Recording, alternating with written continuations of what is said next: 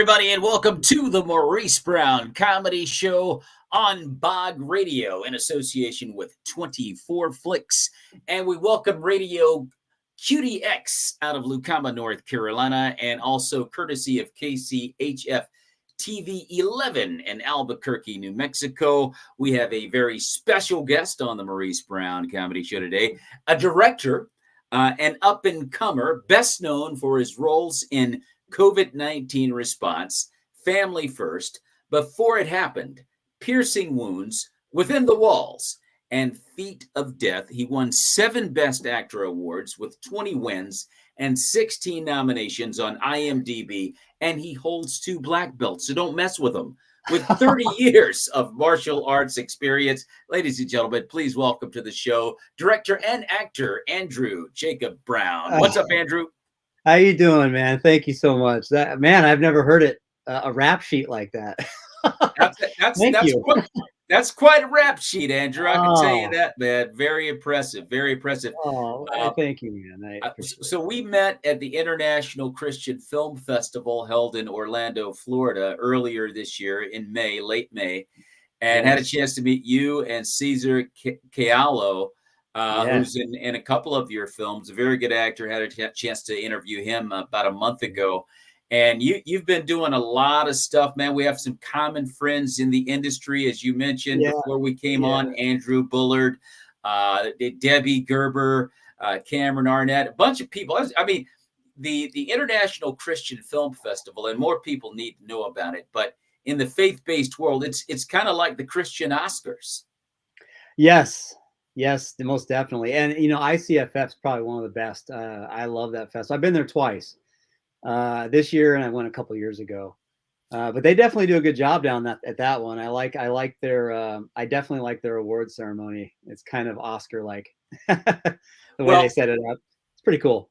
Well, hats off to Marty Jean Louis, who is the founder of ICFF and also Bog Radio, as we broadcast this morning in association with 24 Flicks.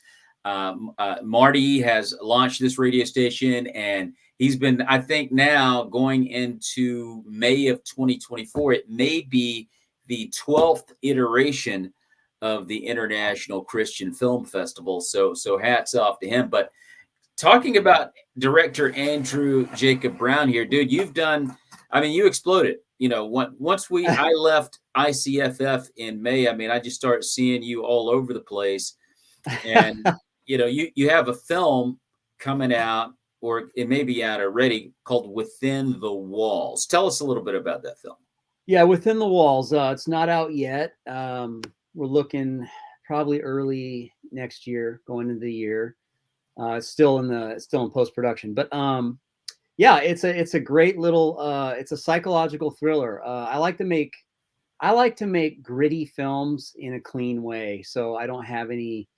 I don't have any like sexual content in my films or anything like that, and I keep the language down. There's no swear words, so it's kind of an interesting thing to see a psychological thriller. So I made this one just a simple story about an MMA fighter who's kind of down on his luck with work and everything, and he ends up coming across a therapist, and he ends up taking part in a therapy session and ends up having to fight his co-patients.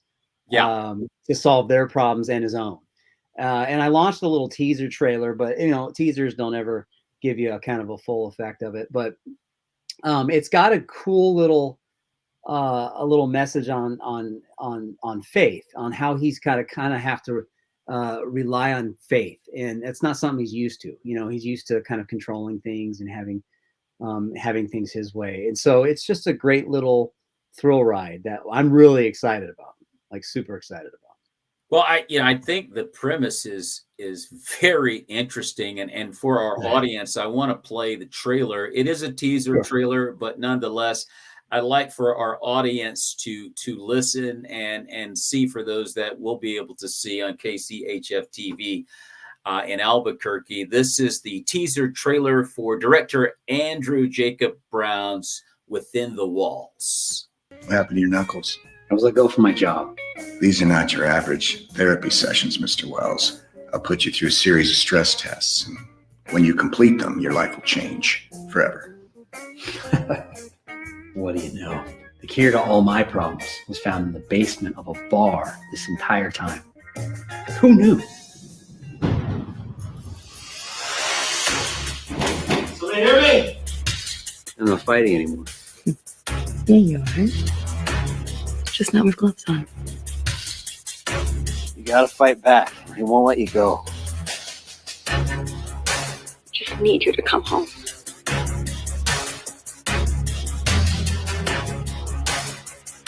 Pride goes before destruction, and a haughty spirit before the fall. You're not gonna like what comes next. Wait, this is part of my therapy. I like it. I you know, that's a you know, for faith-based project, that's a gritty idea. And yet, as you just mentioned before we played the trailer, you know, you don't try to get into areas that are, you know, just not what you want to see, particularly, you know, if you're talking about faith-based content. And you don't do that, but the subject matter is gritty. Yeah, Great idea. I appreciate that. You know, it's been on my heart for a long time because I've always been an action guy, and I thought, you know, what a shame that we don't have. Well, it's starting to get better, but we hadn't had for a long time. We didn't have like action thrillers in the faith-based genre. When I'm a Bible guy, and when I read the Bible, like I get excited about David, his mighty men, Samson. You know, I get excited about the war stories, and I thought, you know, we really need to start doing something. And that's kind of how I got into throwing some action in there. Yeah. But yeah, great little concept. And now I sold you on the action. There's more to the story than just punching people. I hope people know that, the people that are listening. But Well, no, see, that's just it. The idea is great because it's far deeper than just punching people. yes, You know, it's really an interesting take on. As I was interviewing Caesar, I was thinking about it from a spiritual perspective. Mm. You know, and I asked Caesar about it, but you're the director, and now that you're here, I would like to ask you. I mean, Yeah, did your film give us an idea of the kinds of spiritual battles that God allows us to go through? absolutely, man. I'm glad you asked that. I'm tickled that you asked that. So let me just say this. It's the concept of this, how it came about is today's world's really it's rough today. We Yeah. see a lot going on in today's world. I don't need to get into it. We see a lot of violence. We see anger. We see people that are depressed. We see suicides. We see all sorts of crazy things. Yeah. And I thought, you know, when I see somebody with a bad attitude, my flesh comes out, and I'm like, man, if only I could just get you and lock you in a room and make you do this, right? And Yeah. then I thought, wow, that would be kind of an interesting concept for a movie. What if somebody was forced to deal with their problems? Because there's a lot of people just, you know, they don't want to deal with it. They're like, nah, I'm not dealing with my anger. I'm not going to deal with my problem with my wife, or I'm not going to deal with this or that. And I thought, what if somebody made you deal with it? Yeah. Now you can't legally do that. You Yeah. can't legally, Yeah. but absolutely a spiritual battle on how we wage war against the flesh, and Yeah. it's something that we all need to do is take a look at what we're dealing with, so you can deal with it. Yeah. You know, we've talked about you know, we can talk about all the harsh issues, the harder issues, I should say, like the drug addictions and alcohol addictions. We could talk about that, but I mean, sometimes it just boils down to smaller things that we deal with, you know, which aren't small, but anger is a big deal. Yes. And Yes, it is. And so yeah, I mean, it's definitely got those messages in there. You will see that. Absolutely. Well, that's one of the intriguing things about the film to me is the way that you set this up, because in my mind, God does this actually to us spiritually. I mean, if you're going to follow him, now you can. Yeah. I like what you, Andrew. I like what you just said a moment ago about, you know, I don't have to deal with it. It's not a big deal, and I don't care. And a lot of people take that road, and things get worse, and yada yada yada. However, if you're going to follow Christ, okay, and you're serious about doing that, he's going to put you in that room. Amen, man. I mean, we are to be doers of the word, not just hearers only. Yeah. So how many times, and we've all been guilty of this, where we go into a church sermon and we hear the sermon, we're like, oh, what a great message. But that can't be for me. That's got to be for somebody else, right? Yeah. And we leave and we go on about our merry way. You know, and the Lord talks about the four soils, you know, which soil are you? You know, we got to be hearers of the words and not doers only. And so it definitely makes for a great concept just to think, you know, this guy has to deal with it. Well, also, Andrew, those folks that take that approach, they know it's about them. They just dismiss it. Hey, they absolutely know it's about them, but they don't want to deal with it. But that's why I go back to having a genuine desire to know Christ. Yes. You know, there's a lot of grace, there's a lot of love, there's a lot of patience, there's a lot of mercy, but there's also a price to pay to follow him. Absolutely. Okay. And Absolutely. dealing with certain, yes, sir, absolutely. And dealing with whatever the issues are so multiple that we come to him with when we come into the fold, when we come aboard to the team. Okay. Team Christ. Once you come on board and you're serious, you know, these kind of things happen. He says, I'm going to put you in this room and I'm going to make you deal with it. I'm going to put you face to face with it. And we're going to continue to face it until we get it right, Andrew. Remind me of the story of Jacob wrestling with God. Yes. You know, there you go. I love what you're saying. It's not an easy walk. I mean, if you're serious about following him, and it can be painful spiritually and emotionally, it can be painful, it can be hurtful, it can be difficult, it can be challenging. It can take your breath away, all those different things. But each test that you pass, I mean, you notice yourself becoming a better person and overriding some of these things. And God gives you the tools to override these challenges, because at the end of the day, Andrew, this is coming from the devil. It's coming from the pit of hell. And I don't think anyone desires to go out and be a bad person. I don't think anyone desires to do that. No. But the enemy has set it up so that that's exactly what you'll be if he has his way. And God says, I'm going to give you some tools here to combat that. Guess what? You got to pick those weapons up, Andrew. Yeah. And you got to get, I like what you're saying. You got to get in that ring. You got to get in that pit, and you got to fight, man. You got to battle. You got to battle. You got it. I appreciate you saying that, man. I feel like you get me. No, I totally get. It's a promise in the word that we're going to face persecution. You know, if you, you know, yeah. And I actually, when I was talking with Caesar and I'd seen the teaser trailer, you know, that immediately came to my mind that's what it was like. I didn't know where you were coming from with it, and Caesar certainly didn't know it was your idea. He did what he could to fill in, but he said, no, this is Andrew's idea. You'd be a whole lot better off asking Andrew. Asking him, yeah. You know, and I'm like, answer. yeah, no doubt. I have to have Andrew on my show. But that was my thought, that you may be going there. And I just wanted to verify whether or not, as well as asking you many other things. But regarding this film, I did want to get your position of where you were coming from with it, because that was my immediate thought. Absolutely right, man. I mean, this is a man who is being dragged through the mud, and spiritually and physically, and it's you nailed it. You nailed it. All those who live godly in Christ Jesus will suffer persecution. I think, yes. Yeah. Andrew, it's just, you could just go ahead and mark it down. You know, this is it's a guarantee. The beautiful thing about Christ is he's there to hold you up when it gets difficult and you don't want to fight anymore. You don't think you can fight anymore, and all these doubts and whatnot. And he says, look, I'm right here. I got you. Don't worry about it. Yeah. Because at the end of the day, I've already won for you. I just need for you to fight. You know, each one of my films, they touch on a personal level. I don't mean to. I think a lot of the writers do that. I know that I always use Sylvester Stallone, for example, because everybody Yeah. knows his story. Everybody knows the Rocky story. Every one of those Rocky films, it was like a part of his life.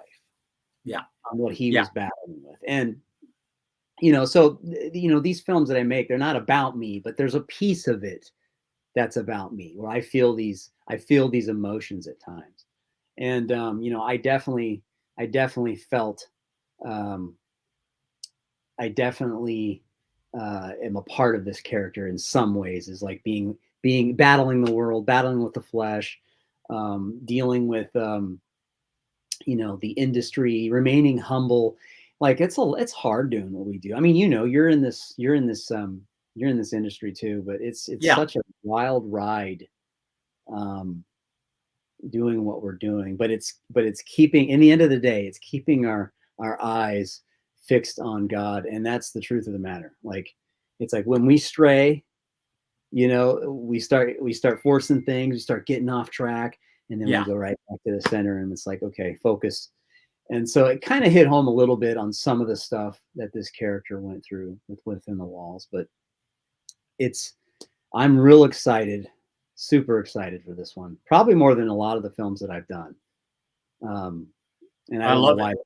I don't know why, but it's just I love the idea. I think the idea is utterly amazing, and I would love to see you do. I don't know if there's possible to even do a sequel to it, but I just think it has so much to it. It's got. I mean, you could go so far with this thing, because I think you go through stages.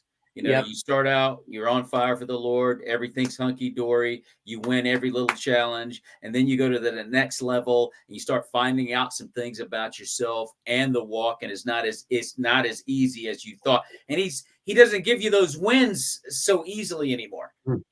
It becomes much more challenging. But you find a way to get through that stage, and then you get to another tier, and it's just like, and you're doing well.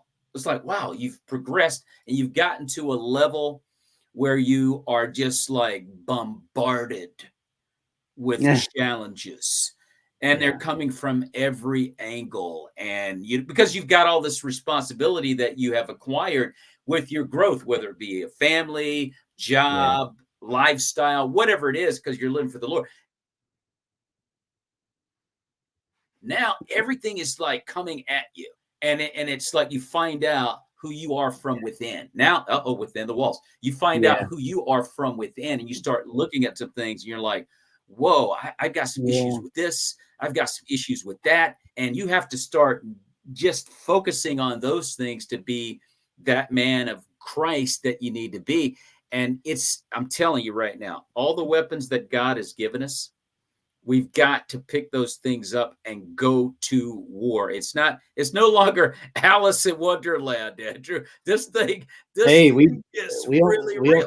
And we got to pick up the armor, man. I would love to hear your response to this. And I would think, particularly for the American Christian, you get to a point where it's kind of like the parable of the sower, where you look at all these different people that have fallen off. Yeah. Because of different challenges, and man, they quit, they turn back, it doesn't happen for them, all these different things. Christ is describing the levels that people get to. They never get to the 100, but the reality is, to get to the 100, you got to use those weapons. It's like warfare. It's like you have got to fight and use those weapons to go to war. And I don't know that the American Christian likes that too much. Andrew, what do you think about that? So when you say the American Christian liking the weapons, going to war, I mean, real spiritual warfare. Well, to be a Christian, I mean, you are at war. You're always at war. The enemy wants to mess you up. I mean, that's just his goal. That's what he does. He's seeking who he may devour. And I mean, I'll say this. I think we're a lot of the, if you want to talk American Christians, I can do that. I think where we go wrong, a lot of us, is that we're not equipped. Yeah. So you want to talk about the weapons? Like, our biggest weapon is the Word of God. Yeah. It's the word of God. A sword a sword come out of the mouth of Jesus. We see that, and the weapon, represents the word, and the word. It's if you want to be equipped to fight the enemy today, you got to be equipped with the word. Yeah. And a lot of us, sadly, I've seen, at least, in my walk where I live, I should say, there's a lot of Christians not walking around with the word. I've seen churches where you don't even bring your Bible to church, and I thought, well, guys, we got to get in the word. I mean, how are you going to stand, against the enemy? Right. Right. How does a young man cleanse his ways? By the word that he hid in his heart, that he might not sin against thee. You might not sin if you have the word in your heart. You know what I mean? Yes. So as we're getting pounded and hit on every day, we need to be equipped as we go out there in the world, because we can't see what's ahead of us. And it doesn't matter what you do. It doesn't matter if you're, I used to be a bread delivery guy years ago. It doesn't matter if you're a bread delivery guy, a car salesman. It doesn't matter what you do for a living. You're a Christian and you're out there in the world, and you got to be equipped. And so, yeah, I mean, I hope that answers your question. That's what I see. I mean, the word is a good weapon. Well, there's no doubt about it. I kind of alluded to the fact that the American Christian may not understand the levels that you go to, because when you look around the world, our brothers and sisters, in the Middle East and in China and other parts of the world, where they're being persecuted for their faith, they're being separated from their families, persecuted, executed, all those different things. That, you know what? It doesn't take long to realize in situations like that, Andrew, you better find that word, and you better cling to every weapon God's given you, because it's just gotten real everywhere. You don't have any choice. So I think we're not far behind, my man. I think we're not far behind, and I won't stray off on this, but I'm going to mention it. Okay. It's on my heart, but for my next project, my heart is on doing a TV series based off of Before It Happened, my feature film. Okay. And it has a lot to deal with the end times, the last days in the world we live in today.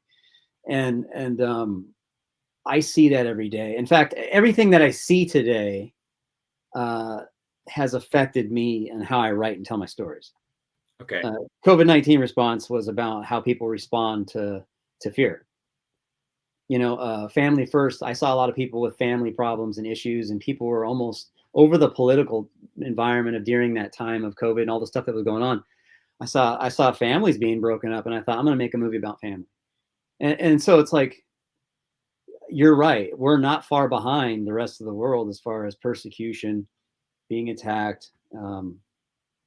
And we're right there. We're right in the middle. I mean, we're getting close. I mean, we're seeing things now in Canada that's happening.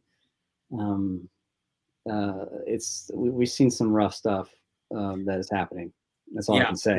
We could talk about as much as you want, my man, but you're right. We're not far behind. We're not. I don't think we are either. And I'm glad you mentioned the series, the TV series, Before It Happened, and because I was going to ask you about what it centers around. Can't wait until you bring that to the public's eye, because I think that the premise for that, I mean, is just amazing. I think where we are in America right now, everyone better start thinking about really using their weapons and tools that God has given us to be effective.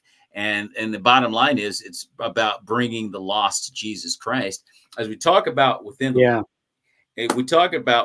walls, you had a common friend of ours in that film, Debbie Gerber. What was it like working with Debbie? Yeah. Oh, Debbie was great. She was a great God-given find. I'll just say that. Like, I met her when I met you, ICFF. Yeah, exactly. Yeah. Well, here's what's interesting. I go to ICFF because not just because I had a film in there, not just because we had a nomination, we were blessed, but I go down there to collaborate, and I'm always looking for somebody that I might work with someday, because you just never know.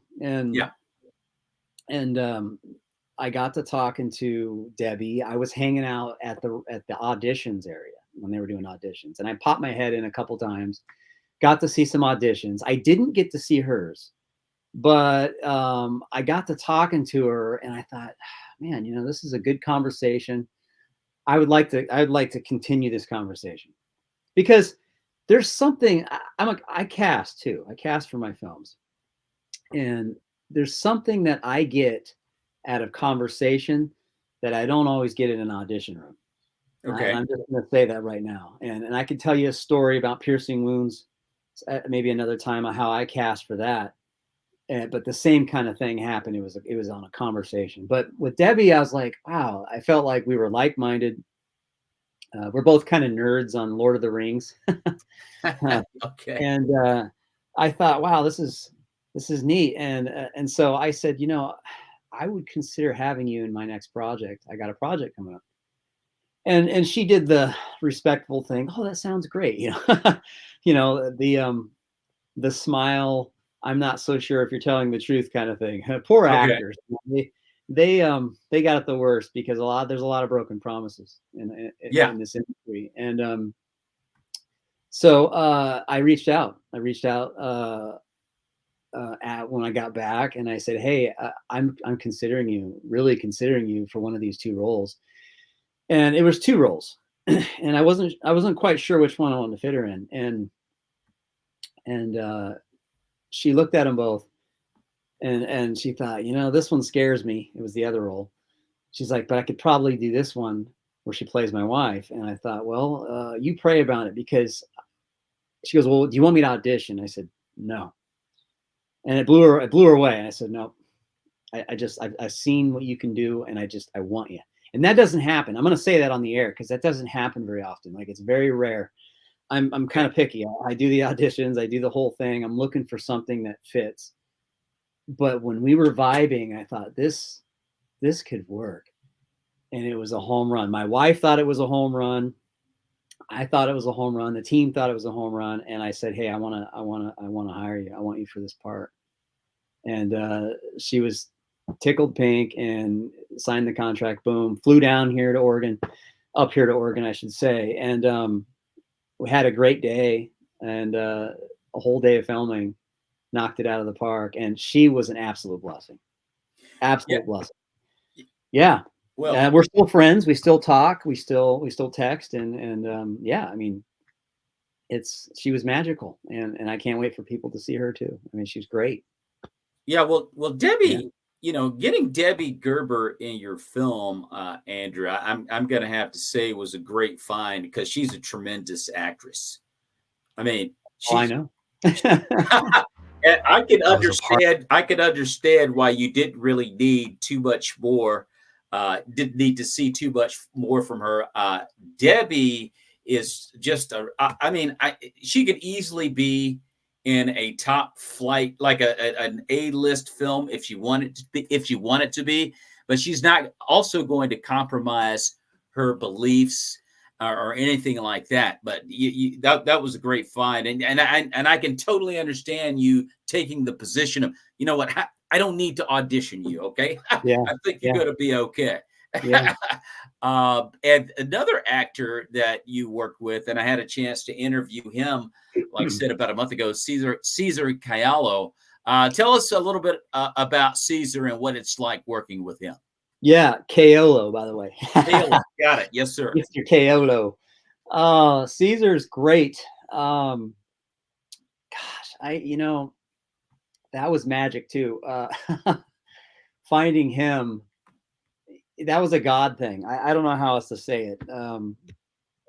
You got time for a story? Like, I do. Okay, so the story goes, one of my close best friends, Jason Haynes, he's also an actor, and he's been in Family First.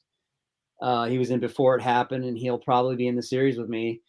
But he lives out in Alabama, and he was supposed to play the role of Matt, which was in Piercing Wounds. Okay. And so I'm doing auditioning, and I get on faith-based casting, and I thought, okay, I'm going to put up an ad for Piercing Wounds, and I put up the ad, and he was the first guy to apply. He applies. I watched his audition, and then I go back to check on it like 2 minutes later, and my ad is gone. Okay. I got kicked off faith-based casting, and I thought, well, what happened? Why did I get what? So I was reaching out, and I thought, hey guys, what's going on? We just felt that this film, this is going to be fit for maybe a different area, maybe the more local areas, because it's part of Casting Calls of America. I don't know if you know faith-based casting. Yeah. Yeah. And so I was like, wow, but you don't understand it. I know it says it's about an assassin, but it's not what you think. This is a love story. Yeah. I couldn't convince him. So long story short, I thought, well, I took it down, or they took it down. I got on the Portland one. And then I'm not kidding you. This was all on the same day. It was like right after I found out that news. 5 minutes later, after talking to whoever runs faith-based casting, I think I know them now. I don't remember. We'll get off on that in a minute. We're part of the same circles. Yes. But I get this phone call. I never answered my phone to anonymous numbers because I get a lot of them. I get floods of them. A lot of them are spam stuff. So I answer this call, and it's Cesar Caello. And he says, hey, I don't remember how I got my number. I probably when I had it listed before I had an agent. And he calls me, and he says, hey, I applied for your role, da, da, da, da. And I said, I'm very interested. And I thought, okay, well, I just put the ad up. I definitely got you saved, which was true. I said, I will get back to you. I promise you, I will get back to you about that. He goes, okay, I just wanted to draw it to your attention. That's what I love about Cesar. He's very ambitious.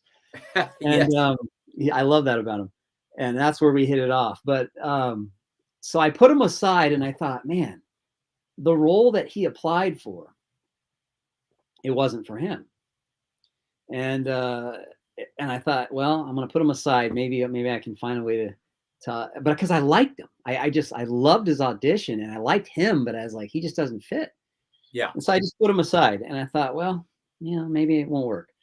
And then I'll tell you a different story later, but I went through the whole thing of trying to get the sister role. And then once I got that filled, Jason Haynes had family things he had to attend to, and he had to back out of the project.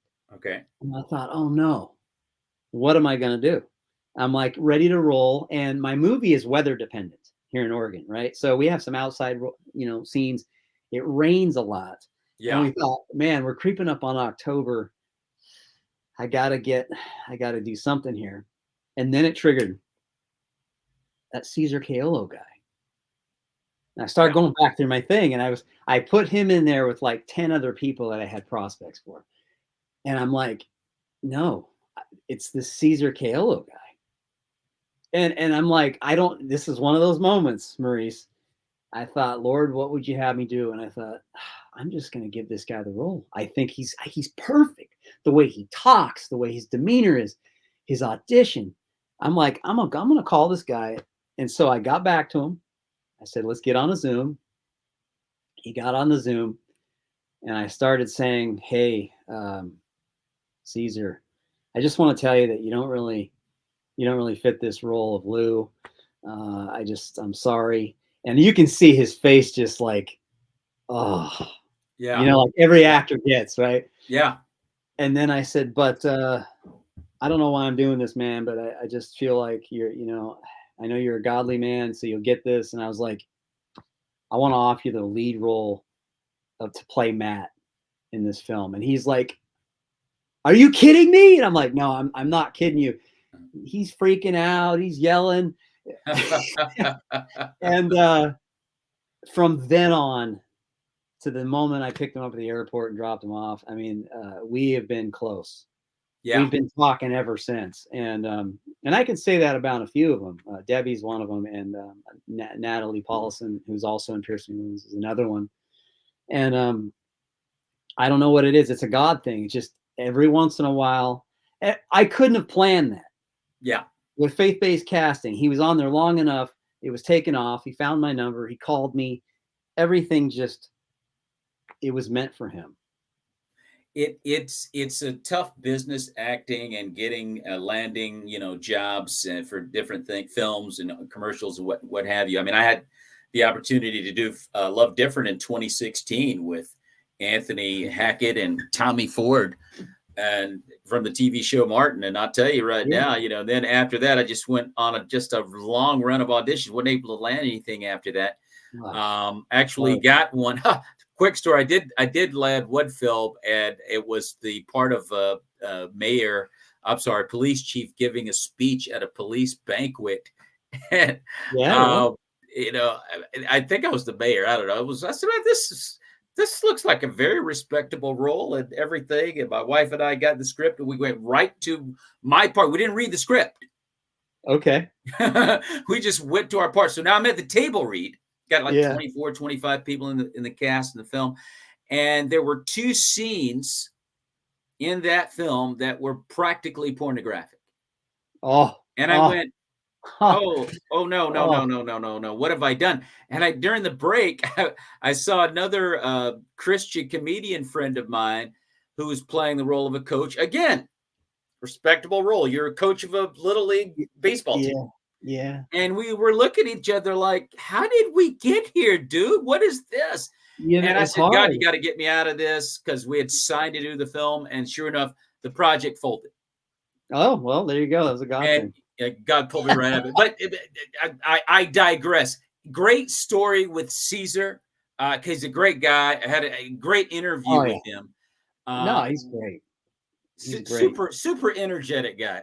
Caesar is a super energetic guy. He's always ready to roll, loves acting, no doubt about it. You guys had an opportunity to do, we talked about it briefly, Piercing Wounds. Yeah. And for our audience, I also want them to get an idea of Piercing Wounds. We're going to play the trailer. Okay. This is supposed to come out in 2024, if I'm correct on that. Andrew. Oh, no, it is out, sir. It is already out. It is out. When we get back, let's talk about it and where fans could see Piercing Wounds, directed by Andrew Jacob Brown. I was a part of an elite unit that specialized in eliminating the worst kind of people. We're your family. But when they took an innocent life, The only question now is, are you able to put your feelings behind you and continue your duty? I lost everything. Hey, my man, you want some company? Hungry? What is it that you want? Nothing. I didn't sit down next to a bum in the park to ask for a loan. Who's this? This is me. I felt bad that he was alone, so I thought maybe he could stay with us for a while. We are barely keeping afloat and you bring home another mouth to feed? I just felt like I'm supposed to help this person. Oh, you're such a Boy Scout. Don't forget to lock up. Whoa, my man, you clean up nicely. What do you think, Mel? Where'd you get that scar on your face? He cut himself shaving. Don't worry about Mel. She's got a lot on her plate. She'll lighten up. You said that your husband passed away 2 years ago. Yeah. I know what that feels like. Sorry I've been so... Hard? Yeah. Hard. You like him, don't you? He sleeps in his underwear.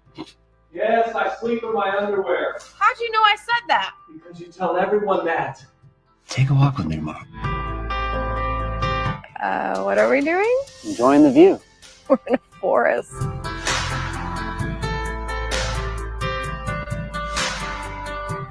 I love you, big brother. What did you do to my sister?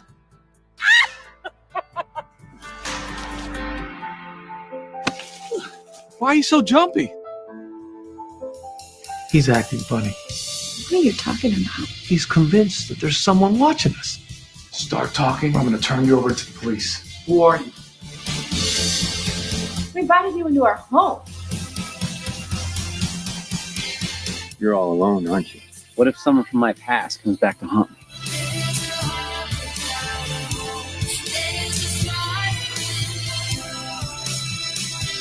It's going to be okay. Is it?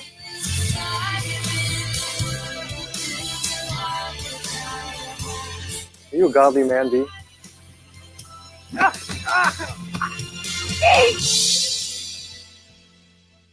Piercing Wounds. I love it. I love it. How can fans see Piercing Wounds, Andrew? What platforms? Well, if you really like me, you can rent it on Amazon and support the cause, or you can watch it for free on Tubi TV. I'll give it to you. Ah, okay, I love it. I love the premise to the film. It's really eye catching in the sense that. Well, let me just ask the question straight out. How often do we fail in America in extending ourselves to the homeless and disenfranchised? Yeah, I don't want to limit it there. I would say we need to love people, man. Yeah. It's the one commandment that we have. And I feel like the more pressure and stress that we get in our world, the more we need to be loving on people and stop getting all angry and frustrated about things. But I know that's hard. But yeah, here where I live, the homeless population, we have a big part of it. I don't know how else to say it. There's a huge homeless population here. And it's cleaned up a lot since. Okay. When I mean cleaned up, I mean like there's the real homeless, and then there's some of the making things worse homeless. I don't know how else to say it. I live in Portland. So we'll just say that. But yeah, it's definitely a problem, and I think that we haven't had discernment. You definitely need discernment in that area, because sometimes you see a lot of people in the homeless population, at least where I live, and you see that and you think, oh, they're just going to take advantage of you. And you see some of the evil parts of it, not the sincerity. Hey, I'm down on my luck, homeless people. But you see some of the evil parts of it, whether it's drugs or crime or whatever, and you go, oh, and just you turn off on all of it.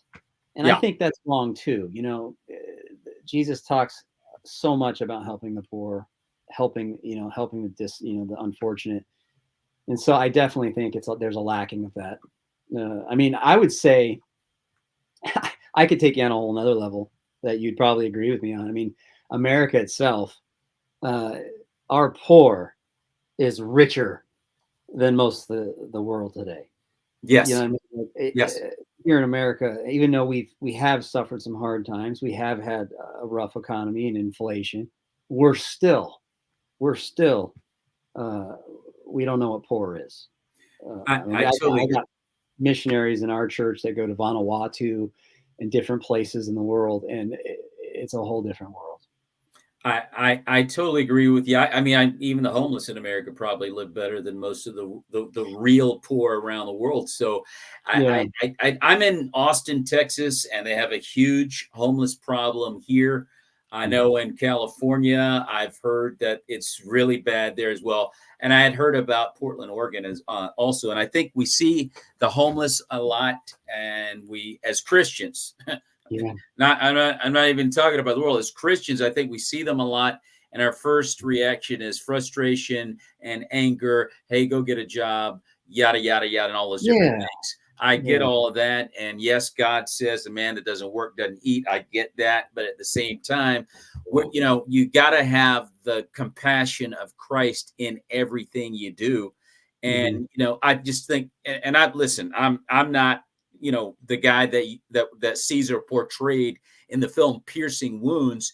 But I'll stop myself every now and then and go, okay, you know what?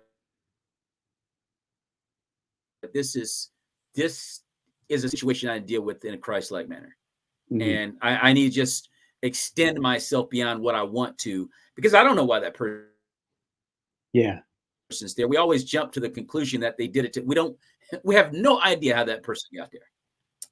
And it's not just that need. Yeah, there's a story there. There's no, in my mind, there's a story there. And you got a lot of people out there that are taking advantage of the system, and they won't do anything, and they're not worth 2 cents. There are a lot of people out there like that.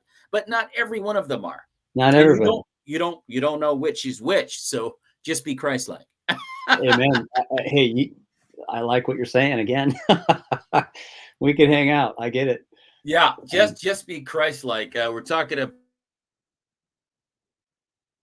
By the way, ladies and gentlemen, you're listening to the Maurice Brown Comedy Show on Bog Radio in association with 24 Flicks. We welcome in Radio QDX and courtesy of KCHF TV 11 out in Albuquerque, New Mexico, talking with director Andrew Brown. Right now, we're talking about his film Piercing Wounds, which you can see on Tubi for free. If you really like this interview, you go, I like Andrew, just buy it on Amazon. There you go. Brother out.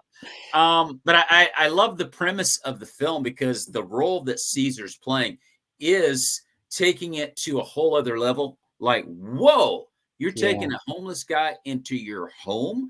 And I mean, that's almost like the ultimate right there. This story, I always wanted to do a love story. And with this one, it was like, I wanted to just take 3 broken people that are suffering from loss. Yeah. And show them that they can come back from it. Yes. And it's showing the viewer that you can come back from it.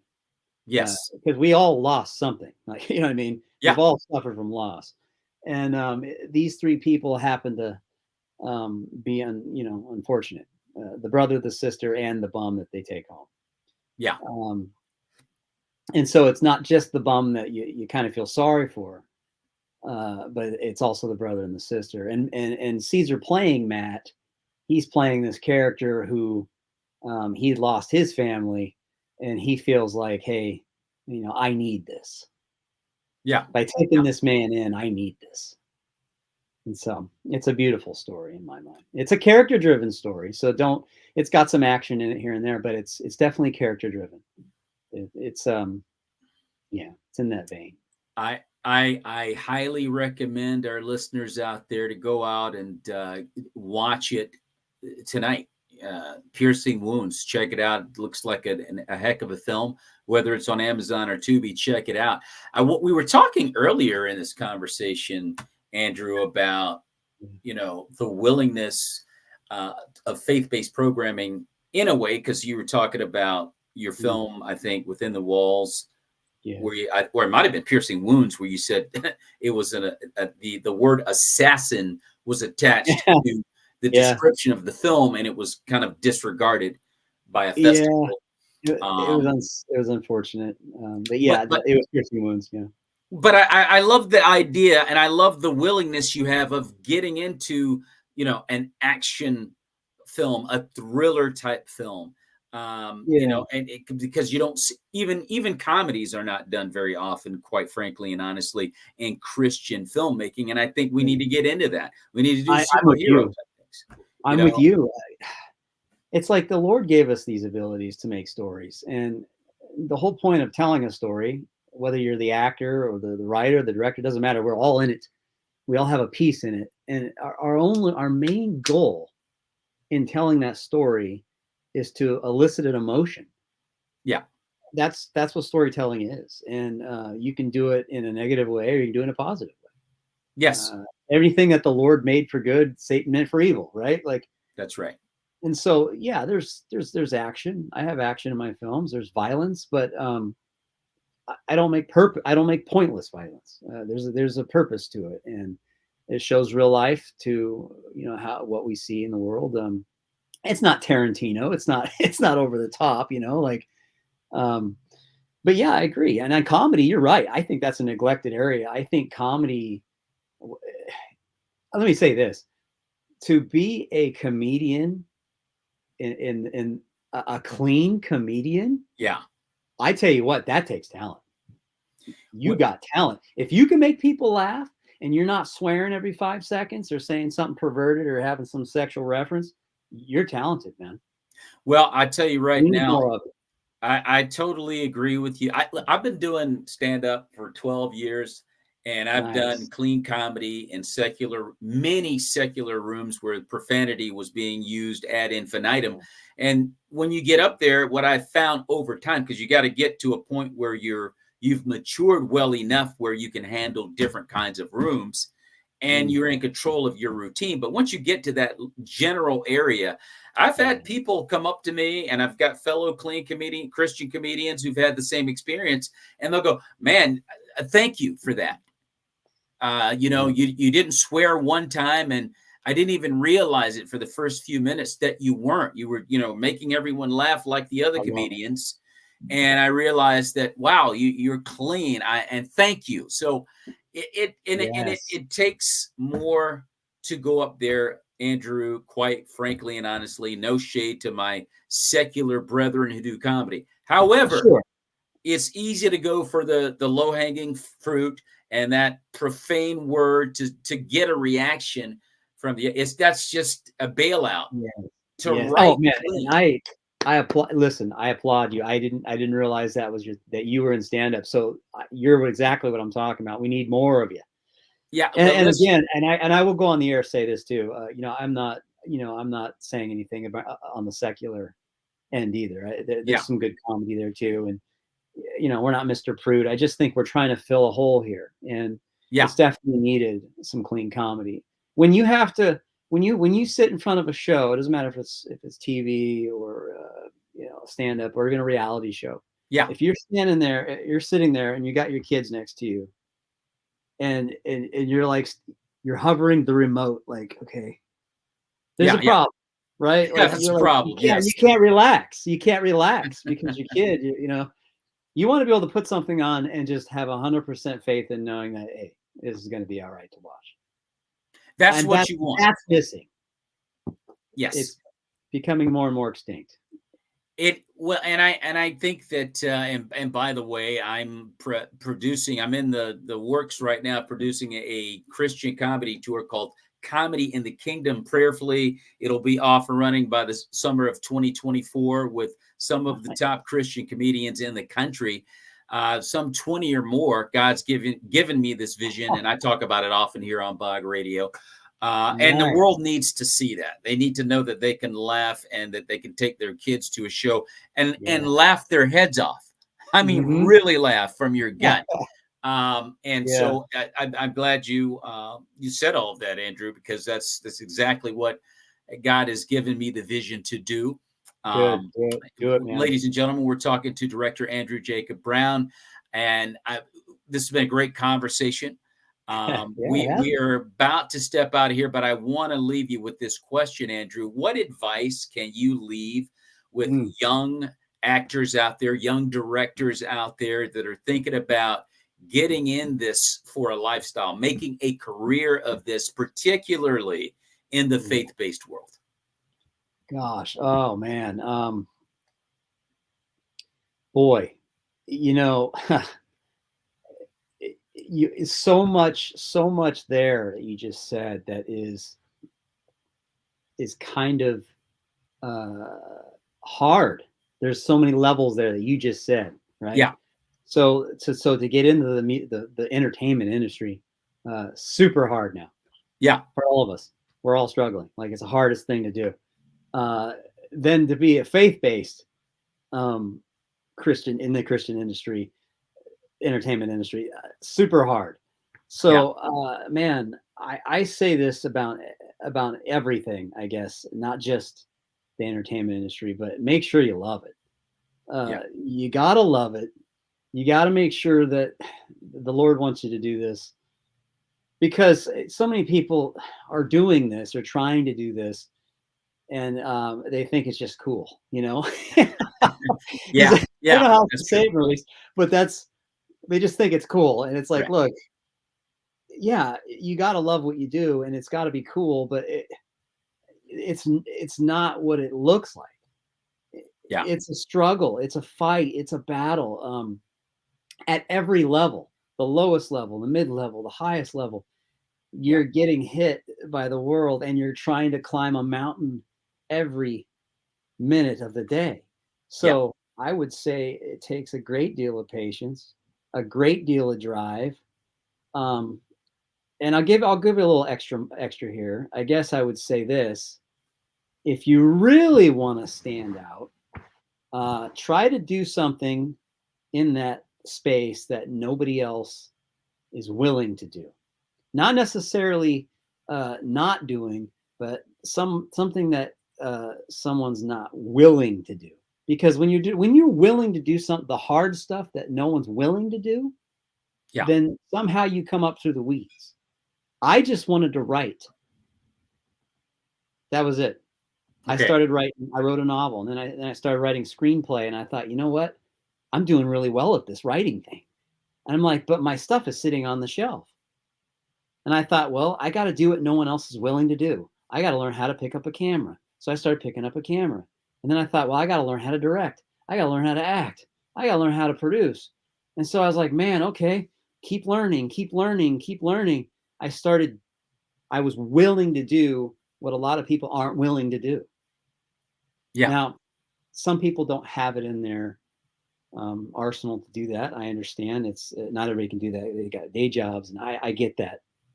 It was just an example to say, if you're willing to do something that no one else is willing to do, you will definitely make a noise or a splash, and it could get you in there. Amen to that. Great advice. Great advice, Andrew.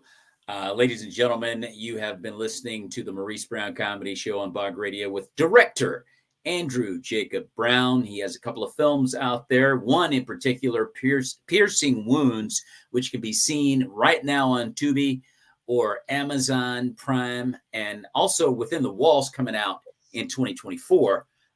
You definitely got to want to check that out. If you're coming in late and you're like, daggone it, Maurice, I missed the interview. Well, not really, because you can listen to this interview in its entirety at your own convenience on Spotify, where all major platforms are heard.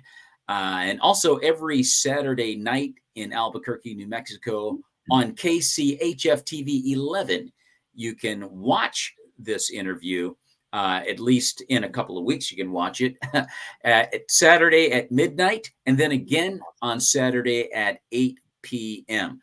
Andrew, and also we want to welcome in Radio QDX from Lucama, North Carolina. Every Saturday morning at 8, you can listen to the Maurice Brown Comedy Show and catch this interview in a couple of weeks, and we'll let you know more about that if you missed the interview. This has been a great conversation. Andrew, thank you so much for stopping by. And may the peace of Jesus Christ be with you and your family. God bless you. Thank you, man. Bless you too. I appreciate it. Onward.